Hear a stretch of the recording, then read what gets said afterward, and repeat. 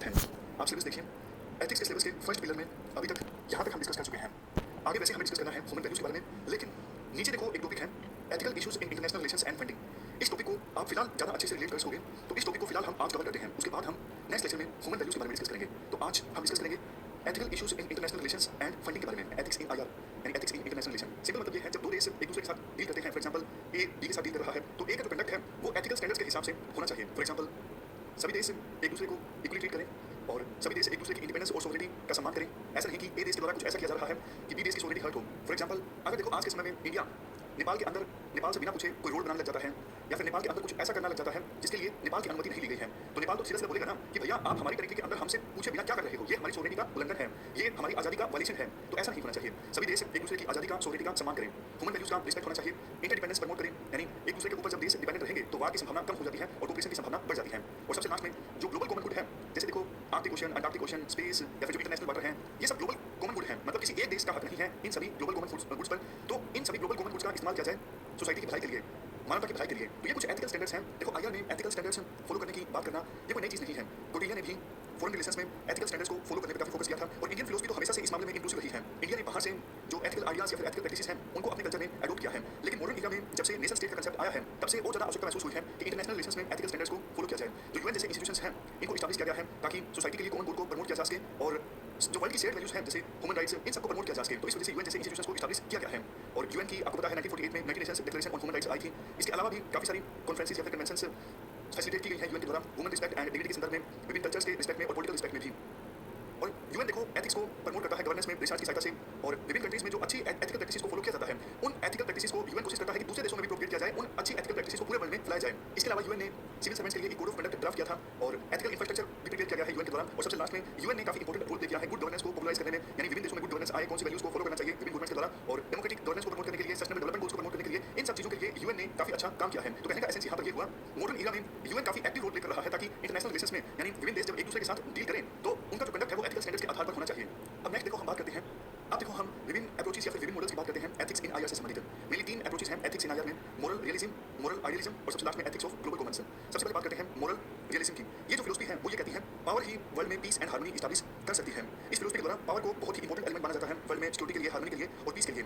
इस फिलोसफी का ये भी मानना है कि वर्ल्ड में नेशन स्टेट्स के बीच कोई भी डिस्प्यूट हो, कोई भी कंफ्लिक्ट हो, उनका रेजोल्यूशन हो सकता है पावर की सहायता से। फॉर एग्जांपल यूएस लेड जो नाटो ब्लॉक है, इस ब्लॉक ने काफी सारे देशों में इंटरवेंशन किया, फॉर एग्जांपल अफगानिस्तान में, इराक में, क्योंकि इनको ये लगता है बातचीत से कुछ नहीं होगा, सिर्फ और सिर्फ पावर की सहायता से चीजों को सोल्व किया जा सकता है। तो ये जो फिलोसफी है वो यूनिपोलर वर्ल्ड ऑर्डर में बिलीव करती है। फॉर एग्जांपल यूएसए एकमात्र सुपर पावर बना रहना चाहता था, वो अलग है कि आज के समय में यूएसए की जो सुपर पावर का स्टेटस है बहुत ज्यादा डाइल्यूट हुआ है और चाइना चैलेंज कर रहा है यूएसए को एज ए सुपर पावर। वैसे तो देखो इस अप्रोच को काफी ज्यादा क्रिटिसाइज किया जाता है, रिजेक्ट भी किया जाता है इस अप्रोच को, लेकिन फिर भी ये बात सच है कि पावर जो है वो एक बहुत इंपॉर्टेंट फैक्टर है आज के समय में ग्लोबल पॉलिटिक्स में। पावर किससे डिसाइड होती है? आपकी मिलिट्री स्ट्रेंथ कैसी है, टेक्नोलॉजी आपके पास कैसी है, इकोनॉमी आपके पास कैसी है, आपके देश में क्या है, डेमोक्रेसी है या फिर वन पार्टी रूल है, मतलब पॉलिटिकल स्ट्रक्चर कैसा है आपके देश में, ये सब चीजें डिसाइड करती है कि किस देश के पास कितनी पावर है। वैसे ये जो अप्रोच है वो यूएन की भी अगेंस्ट है। ये जो फिलोसफी है मोरल रियलिज्म की, ये इनइक्वालिटी, सुपीरियरिटी, इन सब चीजों को प्रमोट करती है। इस अप्रोच से देखो वर्ल्ड में इश्यूज सोल्व होने के बजाय और ज्यादा बढ़ जाते हैं। आप यूएस का एग्जांपल ले सकते हो, नाटो का। अफगानिस्तान में क्या स्टेबिलिटी एस्टैब्लिश हुई? यूएसए के इंटरवेंशन से नहीं हुई। यूएसए और नाटो ने इराक में भी इंटरवेंशन किया था, क्या वहां पे पीस या फिर हार्मनी एस्टैब्लिश हुई, स्टेबिलिटी एस्टैब्लिश हुई? नहीं हुई। तो ये जो अप्रोच है वो पीस एंड प्रोस्पेरिटी के बजाय और ज्यादा कॉन्फ्लिक्ट्स को इंक्रीज कर देती है। अब नेक्स्ट देखो एथिक्स इन आईआर में हम नेक्स्ट अप्रोच की बात करते हैं moral idealism. Moral idealism philosophy कहती है मोरल वैल्यूज एक प्रकार से आधार होना चाहिए इंटरनेशनल रिलेशंस में, कैसे विभिन्न कंट्रीज एक दूसरे के साथ कंडक्ट करती हैं, डील करती हैं, यानी मोरल वैल्यूज के आधार पर एक कंट्री दूसरे कंट्री के साथ डील करे। फॉर एग्जांपल पंचशील सिद्धांत या फिर गुजराल डॉक्ट्रिन। गुजराल डॉक्ट्रिन देखो 1990s में आया था और पंचशील सिद्धांत आया था 1950s में। गुजराल डॉक्ट्रिन ये कहता है कि इंडिया अपने नेबर्स को सिर्फ दे और बदले में कुछ एक्सपेक्ट ना करे। और मोदी डॉक्ट्रिन भी आप कह सकते हो। मोदी डॉक्ट्रिन वैसे कुछ खास स्पेसिफाई नहीं है, लेकिन कहा आमतौर पर ये जाता है कि मोदी डॉक्ट्रिन यही कहता है म्यूचुअल रिस्पेक्ट, यानी इंडिया दूसरे देशों की सोवरेनिटी की रिस्पेक्ट करेगा और ह्यूमन राइट्स की रिस्पेक्ट करेगा। मोरल जो आइडियलिज्म है ये फिलोसफी कहती है कि जो अमीर कंट्री है उन देशों को एक इंपॉर्टेंट रोल प्ले करना चाहिए वर्ल्ड में पीस एस्टैब्लिश करने में और वर्ल्ड के वो देश जहाँ पे गरीबी है वहाँ पे स्मृति लाने में। अमीर देशों को गरीब देशों की हेल्प करनी चाहिए और एक देश के दूसरे देश के साथ जो रिलेशंस हैं वो वैल्यूज के आधार पर होने चाहिए, ना कि इस आधार पर कि इकोनॉमी में फायदा हो रहा है, ट्रेड में घाटा हो रहा है, कॉमर्स में फायदा हो रहा है, नुकसान हो रहा है। समझ के यानी ए देश बी देश के साथ डील करे, ये ना देखे ए देश बी देश के साथ डील करते वक्त कि ट्रेड, कॉमर्स, इकोनॉमी इन सब में गेन हो रहा है या फिर लॉस हो रहा है। ए देश जब बी देश के साथ डील करे तो वैल्यूज के आधार पर कंडक्ट होना चाहिए ए देश का बी देश के साथ। मोरल आइडियलिज्म फिलोसफी ये भी कहती है सभी देशों के पास अधिकार होना चाहिए कि वो अपनी फॉरेन पॉलिसी खुद से फॉर्मुलेट करके, ना कि कोई दूसरा देश उन्हें प्रेशराइज करे फॉरेन पॉलिसी बनाने के लिए। जैसे यूएसए का काफी बार आरोप करते हैं, यूएसए छोटे छोटे देशों को प्रेशराइज करता है कि वो अपनी फॉरेन पॉलिसी यूएसए के हिसाब से बनाए, अदरवाइज यूएसए उन पर सेंसस लगा देता है। तो ऐसा नहीं होना चाहिए। सभी देशों के पास आजादी होनी चाहिए कि वो अपनी फॉरेन पॉलिसी खुद से फॉर्मुलेट कर सकें। मोरल आइडियलिज्म की फिलोसफी इसके अलावा देखो ये भी कहती है अगर दो देशों के बीच किसी बात को लेकर कंफ्लिक्ट होता है तो भी उस कंफ्लिक्ट को सुलझाया जाए वैल्यूज के आधार पर, ना कि युद्ध की सहायता से, ना कि पावर की सहायता से। जैसे हमने समझा मोरल रियलिज्म जो फिलोसफी है वो पावर को यूज करने की बात करती है, वो कहती है पावर एक इंपॉर्टेंट डिटरमिनेंट है। लेकिन जो मोरल आइडियलिज्म फिलोसफी है ये कहती है दो देशों के बीच अगर कंफ्लिक्ट होता भी है तो आप वैल्यूज के आधार पर उस कंफ्लिक्ट को सुलझाइए। लेकिन देखो ये सब चीजें आसान नहीं है, क्योंकि दो देशों के बीच कंफ्लिक्ट होता है। मान लीजिए ए का बी के साथ कंफ्लिक्ट है तो ए बी के साथ कैसे डील करेगा बहुत सारी चीजों पर डिपेंड करता है। उस समय सिचुएशन कैसी है, आइडियोलॉजी कैसी है, ए देश के अंदर जो गवर्नमेंट है या फिर नेशनल इंटरेस्ट क्या कहते हैं। मतलब हमेशा ये जरूरी नहीं होता कि ए देश बी देश के साथ जब डील करेगा कोई कंफ्लिक्ट होने पर तो एथिकल स्टैंडर्ड्स के हिसाब से ए देश का कंडक्ट होगा, नहीं। बहुत सारी चीजें मैटर करती हैं जो हमने डिस्कस किया कि सिचुएशन कैसी है, आइडियोलॉजी कैसी है गवर्नमेंट की और नेशनल इंटरेस्ट क्या कहता है। इन सब चीजों को इग्नोर नहीं किया जा सकता। यानी मोरल आइडियलिज्म फिलोसफी अच्छी तो है लेकिन प्रैक्टिकली इसे कम फॉलो किया जाता है। प्रैक्टिकली फॉलो किया जाता है मोरल रियलिज्म फिलोसफी को, जो हमने पहले डिस्कस किया था। हालांकि उस फिलोसफी को सभी रिजेक्ट करते हैं, फॉलो उसी फिलोसफी को करते हैं। ऊपर से बोलते हैं कि हाँ हम ये आइडियोलॉजी फॉलो कर रहे हैं मोरल आइडियलिज्म, लेकिन असल में कोई नहीं करता। सभी देश नेशनल इंटरेस्ट को वरीयता देते हैं। वो नहीं देखते कि उनका जो काम है वो एथिकल स्टैंडर्ड्स के हिसाब से है या फिर नहीं है। आप यूएसए का एग्जांपल ले लीजिए। यूएसए बड़ी बड़ी बातें बोलता है ह्यूमन राइट्स के बारे में, लेकिन सऊदी अरेबिया में जो जमाल खरगोशी की हत्या की गई यूएसए चुप है उस पर। मतलब यूएसए सऊदी अरेबिया के साथ अपने रिश्ते ठीक वैसे ही रखना चाहता है जैसे पहले थे। जबकि कुछ एक्सपर्ट्स ऐसा कहते हैं यूएसए जो ह्यूमन राइट्स की बात करता है यूएसए को सऊदी अरेबिया के खिलाफ एक्शन लेना चाहिए, लेकिन यूएसए के राष्ट्रपति साफ तौर पर बोलते हैं भैया नेशनल इंटरेस्ट ऊपर है, सऊदी अरेबिया हमारा मित्र देश है, सऊदी अरेबिया हमारे से हथियार खरीद रहा है, इसलिए उनके साथ हम रिलेशंस को स्पॉइल नहीं करेंगे। तो कहने का एसेंस यही है, मोरल आइडियलिज्म फिलोसफी को प्रैक्टिकली कोई देश फॉलो नहीं करता है, सभी देश प्रैक्टिकली मोरल रियलिज्म वाली फिलोसफी को ही फॉलो करते हैं। वैसे देखो इंडिया का ट्रैक रिकॉर्ड इस मामले में अच्छा रहा है। यूं तो नहीं कह सकते कि इंडिया नेशनल इंटरेस्ट को इग्नोर करके वैल्यूज को फॉलो करता है, लेकिन कम से कम इंडिया के द्वारा वैल्यूज की बात की जाती है, इंडिया नैम फिलोसफी को फॉलो करता है। इंडिया हमेशा डेमोक्रेसी की रिस्पेक्ट करता है और हमारी सॉफ्ट पावर काफी अच्छी है, हमारे कल्चर की रिस्पेक्ट है दुनिया भर में। तो हम कह सकते हैं कि वैल्यूज के मामले में जो इंडिया का ट्रैक रिकॉर्ड है कंपैरेटिवली अच्छा है। अब तीसरी फिलोसफी की बात करते हैं, ethics of global common sense. दो फिलोसफी हम डिस्कस कर चुके हैं एथिक्स इन आईआर में, एक मोरल रियलिज्म दूसरी मोरल आइडियलिज्म। अब तीसरी फिलोसफी की बात करते हैं ethics of global common sense. देखो जो ग्लोबल कॉमन्स हैं फॉर एग्जांपल स्पेस या फिर इंटरनेशनल वाटर, मतलब वो चीज जहाँ पर किसी भी देश की जुडिक्शन नहीं है, या फिर Arctic ocean, Antarctic ocean, cyber space, ये सब एग्जांपल्स हैं ग्लोबल कॉमन्स के। तो ग्लोबल कॉमन्स का इस्तेमाल होना चाहिए सभी की बेनिफिट के लिए, यानी कॉमन बेनिफिट होने चाहिए इन सभी ग्लोबल कॉमन्स से। जैसे देखो बहुत से देश स्पेस में वॉरफेयर की तैयारी कर रहे हैं, जो सेलेस्टियल बॉडीज हैं उन पर कॉलोनीज स्टैब्लिश करने की बात की जाती है। आर्टिक ओशन या फिर अंटार्कटिक ओशन में रिसोर्सेज पर कब्जे की बात होती है और काफी देश तो ऐसे हैं जिन्होंने कोशिश की है कि अंटार्कटिक ओशन में जो रिसोर्सेज हैं उनको एक्सप्लॉइट किया जाए, तो इससे वहाँ की इकोनॉमी पर भी बुरा प्रभाव पड़ा है। तो जो एथिक्स ऑफ ग्लोबल कॉमन्स है ये फिलोसफी कहती है ग्लोबल कॉमन्स का इस्तेमाल किया जाए सोसाइटी के कॉमन बेनिफिट के लिए। अब देखो बहुत सारी तो यूएन की कन्वेंशन या फिर एजेंसीज हैं ग्लोबल कॉमन्स को रेगुलेट करने के लिए, जैसे इंटरनेशनल सी वाटर पर कम्युनिकेशन कैसे होना चाहिए उसके लिए अलग से कन्वेंशन है। लेकिन बहुत सारी ऐसी भी चीजें हैं जहाँ पर फिलहाल कोई चीज को रेगुलेट करने के लिए कोई कन्वेंशन नहीं है, कोई इंटरनेशनल लॉ नहीं है। आप एग्जांपल ले सकते हो साइबर स्पेस का। साइबर स्पेस को रेगुलेट करने के लिए कोई इंटरनेशनल कन्वेंशन नहीं है। तो आवश्यकता यह है कि ग्लोबल कॉमन्स से डील करते वक्त एथिकल स्टैंडर्ड्स को फॉलो किया जाए, इनको इस प्रकार से इस्तेमाल किया जाए कि सोसाइटी के सभी लोगों को बेनिफिट हो इनसे, क्योंकि ये आवश्यकता भी है। अगर देखो ग्लोबल कॉमन्स का हम ख्याल नहीं रखेंगे फॉर एग्जांपल एनवायरमेंट का, इकोलॉजी का, तो ग्लोबल वार्मिंग बढ़ेगी और साइबर स्पेस को यूज करते वक्त हम एथिकल स्टैंडर्ड्स को फॉलो नहीं करेंगे तो साइबर वारफेयर हो सकता है, साइबर थ्रेट्स में भी इजाफा हो सकता है। तो आवश्यकता यही है कि सभी नेशन स्टेट्स कुछ ना कुछ कॉमन एथिकल स्टैंडर्ड्स को फॉलो करें इन इशू से डील करते वक्त। अब देखो एथिक्स इन आईआर से संबंधित हम डिफरेंट इशूज की बात करते हैं। सबसे पहला क्वेश्चन यही दिमाग में आता है, क्या वास्तव में आईआर में एथिक्स होते हैं क्या?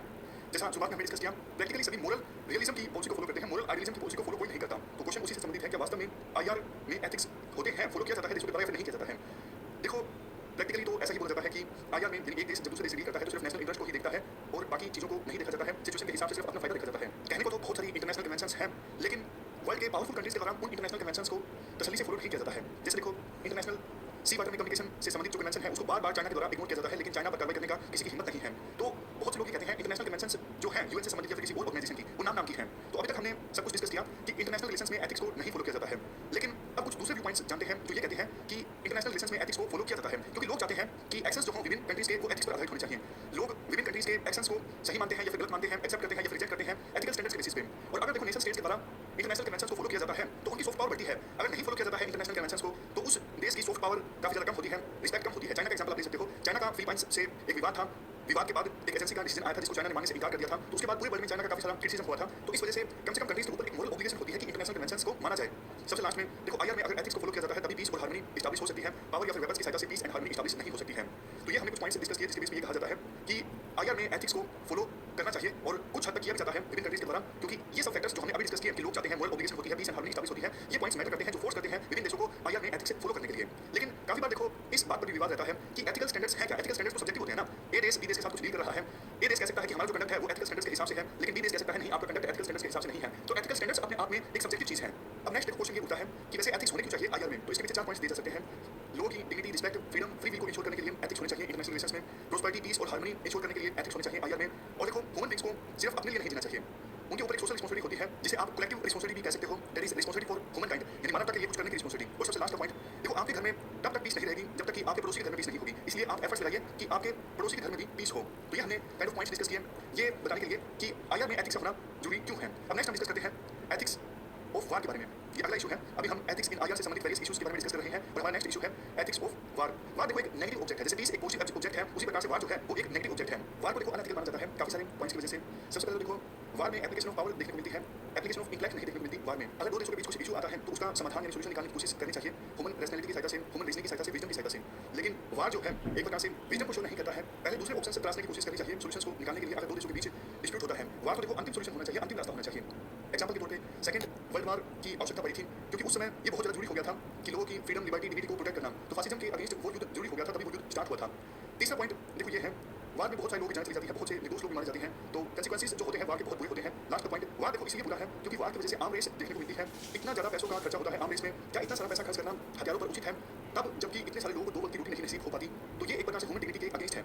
तो इन रीजंस की वजह से कहा जाता है वार जो है बहुत ज़्यादा अनएथिकल है। लेकिन जैसा हमने पहले डिस्कस किया बहुत बार ऐसी सिचुएशन भी होती है जहाँ पे वार जरूरी हो जाता है। For example second world war fascism के खिलाफ जो स्टार्ट हुआ था, तो जेनेवा कन्वेंशन एक प्रकार से बताती है कि वार के दौरान किन स्टैंडर्ड्स को फॉलो किया जाना चाहिए, किन एथिक्स को फॉलो किया जाना चाहिए, तो इनको कहा जाता है वार एथिक्स। जैसे देखो वार के दौरान कोई भी देश सिविलियन पॉपुलेशन पे अटैक नहीं करेगा और अगर कोई किसी देश की मिलिट्री सरेंडर करती है पीस के लिए तो दूसरी साइड को मिलिट्री के उस दूसरे देश की मिलिट्री के डिसीजन को रिस्पेक्ट करना होगा। ऐसा नहीं कि मान लीजिए ए और बी देश की आपस में लड़ाई है, ए देश की मिलिट्री सरेंडर करना चाहती है लेकिन बी देश की मिलिट्री जो है नहीं चाहती कि हम ए देश के सरेंडर को स्वीकार करें, खत्म करना चाहती है बी देश की मिलिट्री ए देश की मिलिट्री को। ऐसा नहीं होना चाहिए। जैसे 1971 के वार में पाकिस्तान की आर्मी ने सरेंडर किया था तो हमने उनके सरेंडर को एक्सेप्ट किया था, ये वार एथिक्स है।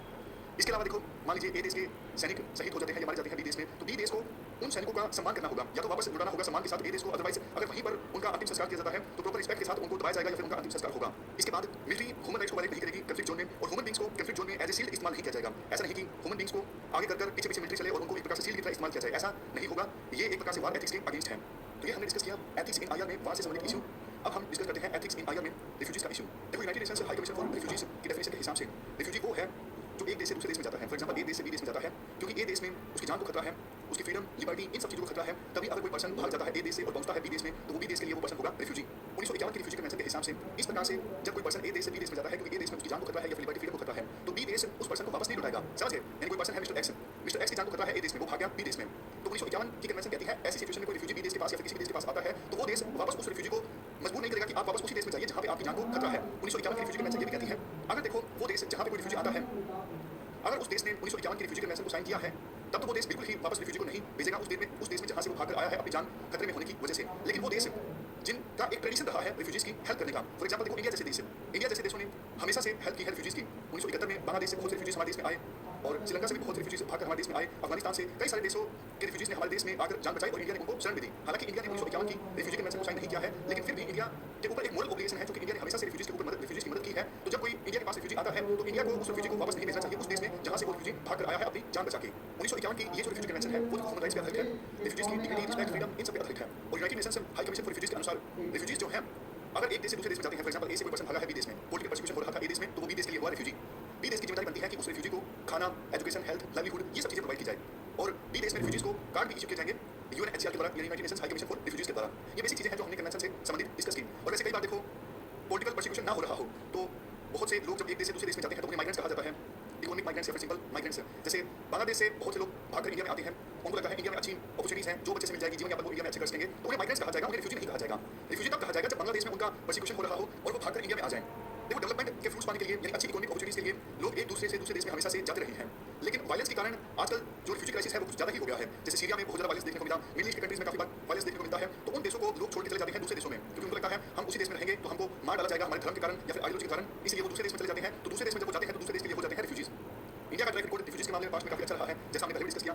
1971 के बांग्लादेश वार में हमने रिफ्यूजीज को शरण दी थी, श्रीलंका से आए और पाकिस्तान में हिंदुओं का जो परसिक्यूशन हुआ भागकर इंडिया में आए हमने शरण दी। इवन कश्मीर में जब कश्मीरी पंडितों का शोषण हुआ उनके लिए भी अलग से कैंप्स स्टैब्लिश किए गए थे। तो कहने का एसेंस ये है इंडिया का ट्रैक रिकॉर्ड अच्छा है, लेकिन हाल फिलहाल में देखो रिफ्यूजी क्राइसिस बहुत ज़्यादा बढ़ गए, जैसा हमने डिस्कस किया मिडिल ईस्ट में या फिर म्यांमार में रोहिंग्यास का इशू मान लीजिए, रोहिंग्यास क्राइसिस बहुत ज़्यादा बढ़ गए तो काइंड ऑफ विभिन्न इशूज भी सामने आए जैसे जैसे रिफ्यूजी क्राइसिस बढ़े। सबसे पहले देखो जिस हद तक कंपैशन दिखानी चाहिए थी रिफ्यूजीज के लिए विभिन्न कंट्रीज को उस स्तर पर कंपैशन नहीं दिखाई गई।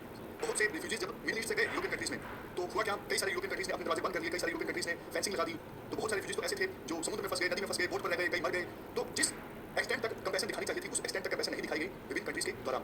सब देशों ने सोचा हमारी पीस इंपॉर्टेंट है और बाकी देशों के लिए पीस जो है वो इंपॉर्टेंट नहीं है, क्योंकि देखो यहाँ पे एक डिलेमा आ जाता है।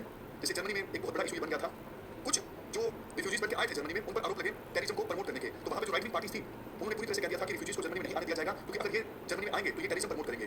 तो वहाँ पे लेकिन जो चांसलर थी एंजेला मर्केल उन्होंने काफी स्ट्रॉन्ग स्टैंड लिया था। तो इस प्रकार का जो डिलेमा है ना वो हर जगह देखने को मिलता है, इंडिया में देखने को मिलता है। जैसे रोहिंग्यास कश्मीर में सेटल डाउन हो गए हैं तो बहुत से लोग आवाज उठाते हैं कि रोहिंग्यास में से कुछ लोग टेररिज्म को प्रमोट करेंगे, तो रिफ्यूजीज को शरण दी जाए या ना दी जाए, हमेशा ये डिलेमा रहता है। कुछ लोग कहते हैं सिक्योरिटी इश्यूज हो सकते हैं, लेकिन दूसरी तरफ मानवता का एंगल होता है कि उन्हें एज ए ह्यूमन बीइंग उनको शरण देना जरूरी है। अगर उनको शरण नहीं दी जाएगी तो वो वापस वहीं जाएंगे जहां से वो आए हैं और वहां पे उनका फिर से पॉलिटिकल परसिक्यूशन होगा। तो ये ह्यूमन डिग्निटी के अगेंस्ट है। यूरोपियन कंट्रीज देखो बड़ी-बड़ी बातें करते हैं, लिबर्टी, इक्वालिटी, फ्रीडम, इन सब चीजों के बारे में, लेकिन रिफ्यूजीज को शरण देने की बारी आई तो उन्होंने कई देशों ने अपने दरवाजे बंद कर लिए। इवन रोहिंग्यास के इशू पे तो इंडिया का जो स्टैंड है वो पहले इंडिया का जो ट्रैक रिकॉर्ड है उसके हिसाब से नहीं है। रोहिंग्या से मुंह फेर लिया इंडिया ने। देखो जब इस प्रकार से दूसरे देश से रिफ्यूजीज से मुंह फेरते हैं तो ये एक प्रकार से ह्यूमन वैल्यूज के अगेंस्ट है और रिफ्यूजीज को इग्नोर करना इमीडिएट नेशनल इंटरेस्ट तो सोल्व हो जाते हैं, ऐसा कहा जाता है कुछ एक्सपर्ट्स के द्वारा। जैसे रोहिंग्यास को हमने इंडिया में नहीं आने दिया तो इमीडिएट नेशनल इंटरेस्ट इससे सर्व हो गए, लेकिन लॉन्ग टर्म में पूरे रीजन की पीस और जो हार्मनी है वो प्रभावित होती है। ये बात सही भी है कुछ हद तक, समझ गए? यानी अगर रिफ्यूजी क्राइसिस को इग्नोर किया जाता है तो हो सकता है कि शॉर्ट टर्म में आपके इंटरेस्ट सर्व हो जाए, लेकिन लॉन्ग टर्म में पूरे रीजन की पीस और हार्मनी खराब होती है अगर रिफ्यूजी क्राइसिस को ठीक से एड्रेस ना किया जाए। तो इस प्रकार से हमने एथिक्स इन आईआर में इशू डिस्कस किया, रिफ्यूजी क्राइसिस। अब नेक्स्ट हम बात करते हैं टेररिज्म की। टेररिज्म भी एक बहुत इंपॉर्टेंट इशू बन गया है एथिक्स इन आईआर में। कुछ लोग टेररिज्म यानी आतंकवाद का सहारा लेते हैं डर क्रिएट करने के लिए और लोगों के माइंड में भय नर्चर करने के लिए, ताकि लोगों को डरा के अपनी ऑब्जेक्टिव्स को सर्व किया जा सके और अपनी आइडियोलॉजी को जनता तक पहुंचाया जा सके। लेकिन देखो ये जो टेररिज्म की आइडियोलॉजी है ये नॉन स्टेट एक्टर्स के द्वारा प्रमोट की जाती है। For example IS non state actor है, वो इस आइडियोलॉजी को प्रमोट करते हैं इस लक्ष्य के साथ कि या तो जो करंट गवर्नमेंट है उसे डिथ्रोन करके अपनी सत्ता स्टैब्लिश की जा सके। जैसे तालिबान है, तालिबान अफगान गवर्नमेंट को हटा के अपनी खुद की सत्ता कायम करना चाहती है, या फिर काफी बार जो ग्रुप्स हैं आतंकवादी वाले वो आतंकवाद फैलाते हैं सिर्फ और सिर्फ अपनी आइडियोलॉजी को प्रमोट करने के लिए, अपने आइडियाज को प्रमोट करने के लिए।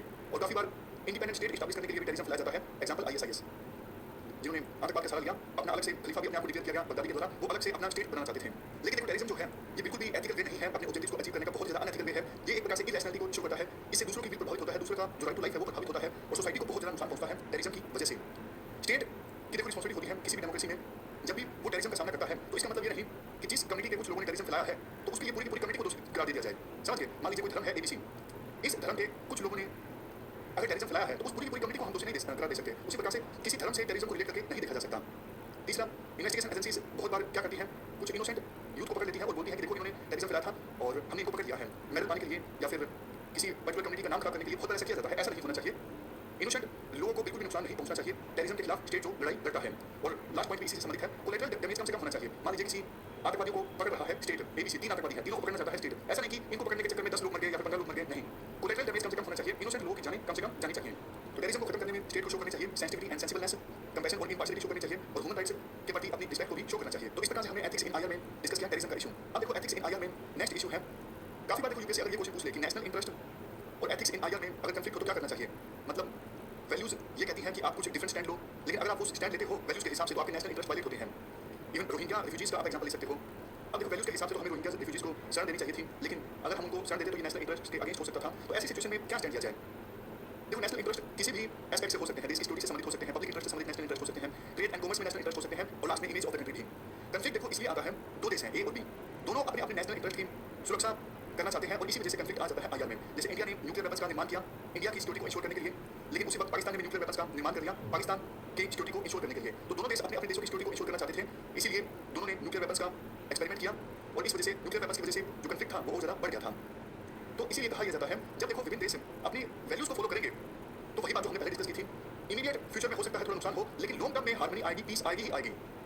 रोहिंग्यास का एग्जांपल हमने डिस्कस किया था, फिर से बताता हूं। देखो रोहिंग्यास को इंडिया ने अपने देश में नहीं आने दिया तो शॉर्ट टर्म में तो हमें फायदा हो गया, चलो ठीक है नेशनल सिक्योरिटी कोई खतरा नहीं है, लेकिन रोहिंग्यास इशू एड्रेस नहीं हुआ। अभी बहुत सारे रोहिंग्यास बांग्लादेश में हैं और बहुत सारे म्यांमार में भी हैं जिनका वहां पे अत्याचार होता है। अगर ये इशू जल्द से जल्द एड्रेस नहीं हुआ तो बांग्लादेश में बहुत से जो रोहिंग्यास होंगे उनको रेडिकलाइज करना आसान होगा, वो टेररिज्म का रास्ता अपनाएंगे और उनमें से कुछ टेररिस्ट को इंडिया में भेजा जाएगा अशांति फैलाने के लिए। तो कहने का एसेंस यही है, जब देखो एथिक्स को फॉलो किया जाता है आईआर में तो लॉन्ग टर्म में नेशनल इंटरेस्ट अपने आप सर्व हो जाते हैं, क्योंकि वैल्यूज को फॉलो करने से, एथिक्स को आईआर में फॉलो करने से लॉन्ग टर्म में पीस आती है, लॉन्ग टर्म में हार्मनी एस्टैब्लिश होती है। अब नेक्स्ट देखो एथिक्स इन आईआर में इशू है इंटरनेशनल फंडिंग का, ये काफी इंपॉर्टेंट है। इंटरनेशनल फंडिंग देखो दी जाती है ज्यादातर वक्त डेवलप कंट्रीज के द्वारा डेवलपिंग कंट्रीज को। फॉर एग्जांपल यूरोप का कोई कंट्री है उस कंट्री के द्वारा सोमालिया को या फिर सीरिया को, इन देशों को फंडिंग दी जा सकती है। इवन इंडिया जैसे जो डेवलपिंग कंट्रीज रहे हैं इनको भी बहुत ज्यादा फंडिंग पास में मिली है, या फिर काफी बार फंडिंग इंटरनेशनल फाइनेंशियल इंस्टीट्यूशंस के द्वारा दी जाती है। फॉर एग्जांपल वर्ल्ड बैंक के द्वारा, एशियन डेवलपमेंट बैंक के द्वारा। और किस लिए दी जाती है ये फंडिंग डेवलप कंट्रीज के द्वारा या फिर इंटरनेशनल फाइनेंशियल इंस्टीट्यूशंस के द्वारा गरीब देशों को या फिर डेवलपिंग देशों को बहुत सारी रीजंस की वजह से, development, good governance, sustainable development, social justice, innovation and advancement, इन सब चीजों को इंश्योर करने के लिए फंडिंग दी जाती है।